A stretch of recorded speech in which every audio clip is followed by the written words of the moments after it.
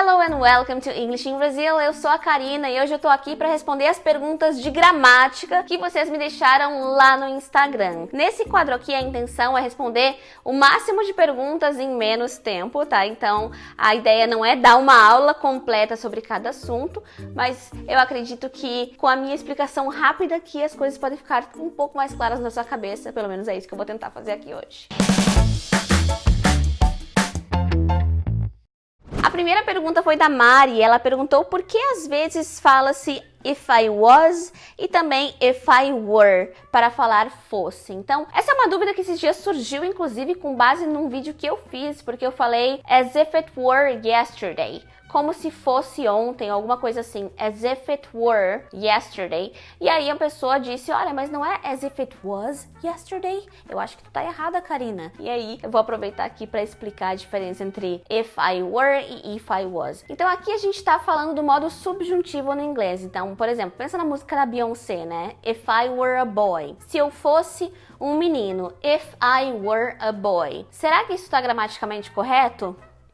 Está. Então aqui quando a gente está falando do modo subjuntivo, como a gente está falando sobre suposições, a gente tem que usar o I were mesmo. Então, as if it were yesterday, tá 100% correto para dizer como se fosse ontem. Ou if I were a boy. If I were rich, I would buy a mansion. Se eu fosse rica, eu compraria uma mansão. If I were rich. Então isso é gramaticalmente correto. I were. Só que aí você vai escutar I was. Então tem até uma música que me veio na cabeça agora que é If I was a rich girl. Não sei se vocês vão lembrar dessa música. If I was a rich girl. Ela fala if I was. E aí você pode ficar pensando, tá, mas não era if I were. Enfim. A questão é que a língua é dinâmica, as pessoas usam a língua de formas diferentes, então aqui o if I was é possível de ser usado, mas não é o mais correto de acordo com a gramática tradicional, tá? Então, se você for escrever um paper, se você for se comunicar numa entrevista de emprego, use if I were, mas isso não impede de você escutar o if I was em algumas músicas, ou na fala de americanos, de britânicos, if I was, porque é a mesma coisa que a gente fala tô com dor nos pés, entendeu? Em vez de falar nos pés, a gente também faz esses desvios da gramática no português. Então, resumindo, if I were é o mais correto de acordo com a gramática tradicional, ou it were também, as if it were yesterday. E o it was nesse sentido de as if it was yesterday, ou if I was a boy, ou if I was rich. Isso existe, é possível de você escutar, mas não é o mais correto aí de acordo com a gramática. Dúvida muito comum que é o uso do gerúndio do infinitivo. Vamos ver. To or ing. Por exemplo, thank you for allowing me. Poderia usar to allow. Há regras para isso? Sim, há regras para isso que podem te ajudar. Então, thank you for allowing me. Obrigada por me permitir, blá blá blá, né? Quando você diz thank you, a preposição que o thank you pede é for. Thanks for this. Obrigada por isso. Ou thank you for doing this for me. Né? Então é thank you for. Então, primeiro passo, thank you for. Thank you to. Não sei se tem algum contexto que a gente vai usar thank you to. Se tiver, deixa aqui nos comentários que eu tô bugada aqui, não tô lembrando de um contexto. Eu acho que não. Mas thank you for é o mais comum, pelo menos é o que me vem à cabeça. Obrigada por alguma coisa, thank you for, thanks for this, obrigada por isso, né? Então por que eu falo thanks for doing e não thanks for do? Porque tem uma regra e a regra é clara, Arnaldo. A regra é clara que depois de preposições a gente coloca o verbo no ing.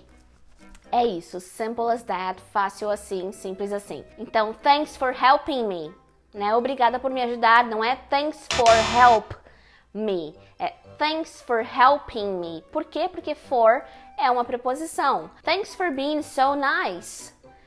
Thanks for being so nice. Então, o being aqui eu coloquei o ing porque o que vem antes é uma preposição, né? For being so nice. Então, respondendo de forma muito simples a essa dúvida específica aqui do thanks for, a gente coloca sempre no ing porque for é uma preposition. E isso vai se aplicar a outras preposições também, tá? Então, por exemplo, we have no chance of saving money. A gente não tem chance alguma de salvar dinheiro. Of saving money. Então, por que que o saving tá aqui com esse ing no final? Porque o que vem antes é uma preposition, of, né? We have no chance of saving money. Ou, by doing this, what you'll get is blá, blá, blá. Então, por que que a gente tem que usar o ing aqui? Porque o que vem antes é o by, que é uma preposition também. Ou em outro contexto, por exemplo, she opened the door by using the right key. Então, ela conseguiu abrir a porta por ter usando a chave correta. Então, by using the right key. Então, aqui a gente não poderia dizer by use, porque o que vem antes é uma preposição. Então, acho que essa regrinha aí da preposição ficou clara, né? A Tória Aguiar perguntou, two persons or two people? Né? Então, persons or people? Então, bom, vamos lá. Person é pessoa, singular, tá? One person, né? Uma pessoa. E aí o plural de person é geralmente usado como people, two people, duas pessoas, two people. There are two people talking about politics over there. Tem duas pessoas falando sobre política logo ali, né? There are two people. Mas a palavra persons também existe, né? Persons, com o mesmo sentido de pessoas, de person no plural. Só que essa palavra é extremely formal, é extremamente formal, então é geralmente usada em contextos legais, em contrato, né? Por exemplo, any person or persons who, blá blá blá, num contrato. Qualquer pessoa ou pessoas que fizerem tal coisa, sabe? Então assim, persons, eu nunca uso a palavra persons, porque eu nunca me comunico de maneira tão formal assim, então prefiro usar people para se referir a pessoas, né? One person, uma pessoa. Two people, three people, four people. Então, pessoas no plural, people. O Michael perguntou por que são usadas palavras com S final para diferenciar he, she, it. Por exemplo, she says or gets. Por que que tem esse S? E aqui, Michael, eu vou te dizer que não tem uma resposta. There's no reason. Não tem uma razão específica para isso. É assim que a língua é. É a mesma coisa que eu perguntar por que que a gente diz em português eu fiz e não eu fazia. Não tem porquê, né? Porque a língua é assim. Bonitona. Tudo bem. E depois, bonitão. Por que não é bonitono? Mas uma coisa que eu posso destacar aqui é o quanto o sistema verbal do inglês, de conjugação verbal, ele é muito mais simples que o português. Então pensem, falando no presente simples, né? No português a gente tem eu faço, tu fazes, ele faz, nós fazemos, vós fazeis, eles fazem. E no inglês, tudo que a gente tem que fazer é colocar esse S quando a gente tem um he, um she ou um it. Então é I make, you make, he makes, she makes, it makes, we make, they make. Então, é muito simples, é só colocar o S ali no he, she ou no it. Então, o sistema verbal do inglês é realmente muito mais fácil. Isso não quer dizer que o inglês é uma língua mais fácil como um todo do que o português. As pessoas costumam dizer que o português é a língua mais difícil do mundo. Calma, gente, todas as línguas são igualmente complexas. O sistema de conjugação verbal do inglês é mais simples? Sim, mas o inglês também tem outros aspectos que são muito mais complexos do que a língua portuguesa, como, por exemplo, o sistema vocálico, né, do inglês. A gente tem muito mais sons no inglês de vogais, por exemplo, do que no português. Então, enfim, isso é assunto para outro vídeo. Mas razão não tem.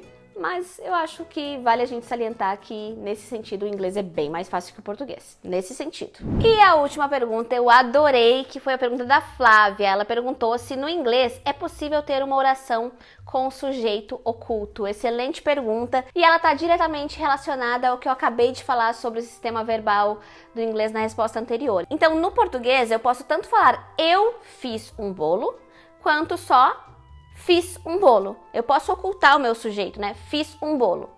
Por quê?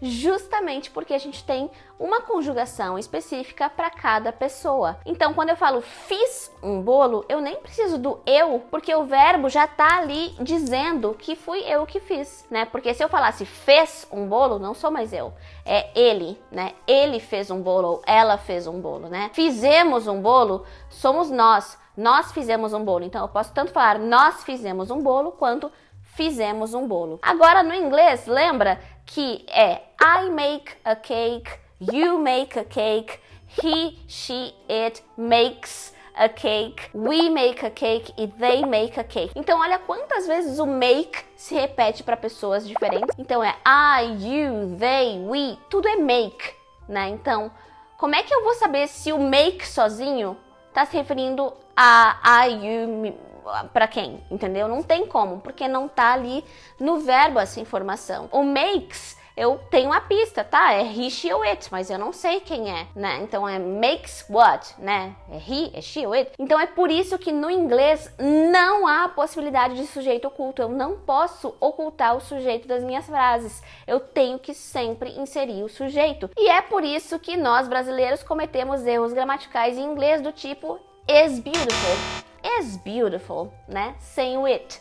Por quê? Porque eu posso fazer isso no português, só que eu não posso fazer no inglês. Então, no inglês eu preciso do sujeito ali. It is beautiful, ou it's beautiful, it's amazing, it's so nice, it's raining, né? Então, eu preciso colocar o sujeito, que nesse caso é o sujeito neutro, it, que acaba nem sendo traduzido, né? É, né? A gente fala no português, mas a gente acaba esquecendo do it em frases como essa, né? Então, assim, no inglês não há a possibilidade de ocultar o sujeito e isso é uma coisa que a gente tem que prestar bastante atenção. Então, essas foram as perguntas que eu escolhi aqui para responder nesse vídeo. Se você quiser ver a sua pergunta respondida em vídeo, me siga lá no Instagram, onde eu também posto várias dicas extra, dicas que acabam não vindo aqui pro canal, dicas mais curtinhas de inglês, então tem muito conteúdo por lá também. Se você gostou desse vídeo, inscreva-se aqui no English in Brazil, porque tem dicas novas de inglês toda semana. Thanks for watching, see you next video!